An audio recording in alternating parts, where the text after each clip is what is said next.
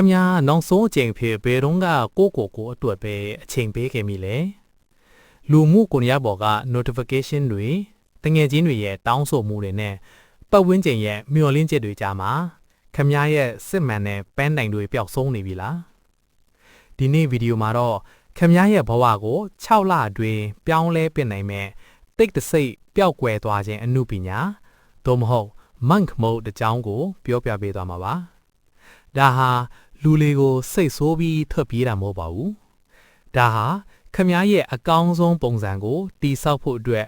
ခဏတာနောက်ဆုတ်လိုက်ခြင်းသာဖြစ်ပါလေလူအတော်များများကထင်ကြတာက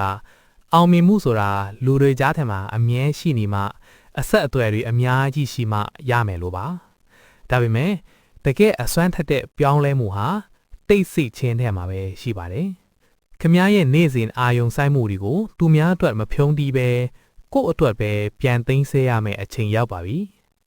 Monks mode ဆိုတာလူမှုပတ်ဝန်းကျင်ရဲ့အာယုံနောက်ဆရာတွေနဲ့စူညံတန်တွေကနေခ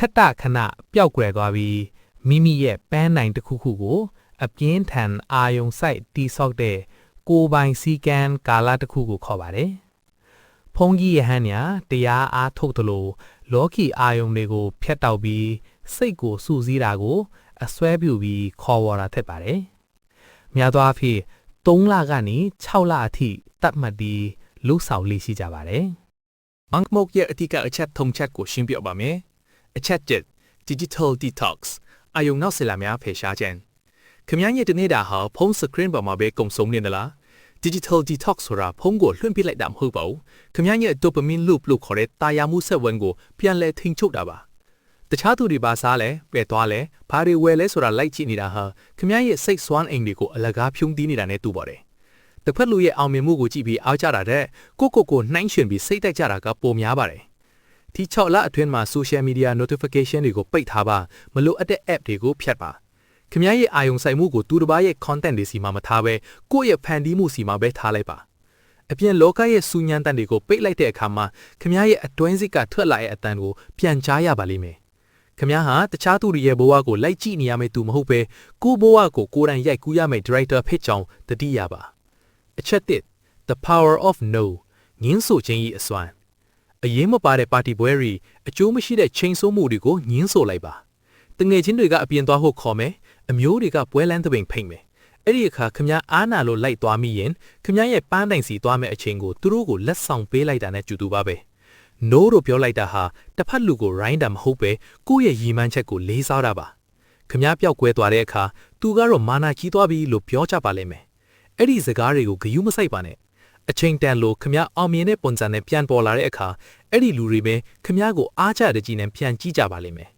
ခမရဲ့ yes ဆိုတဲ့စကားလုံးဟာတန်ဖိုးရှိဖို့အတွက်အရေးမပါတဲ့အရာတွေကို no လို့ပြောတတ်ဖို့လိုပါတယ်အချက်3 consistent routine နေ့စဉ်အလေ့ကျင့်စိတ်ကူးရင်တာကလွယ်ပေမဲ့နေ့တိုင်းလုပ်ဖို့ကြတော့ခက်ပါတယ် Monk mode ရဲ့အနှစ်သာရဟာတသမတ်တည်းရှိခြင်းပါပဲ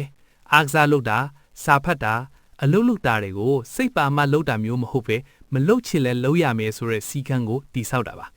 နေ့စဉ်လုပ်ရမယ့်ဟာလေးတွေကိုသတ်မှတ်ထားပါဥပမာမနေ့အစောကြီးထားတာစာမျက်နှာ30မျက်နှာဖတ်တာတနေ့ကိုအလုပ်4နာရီပြင်းထန်အာရုံစိုက်တာမျိုးပါ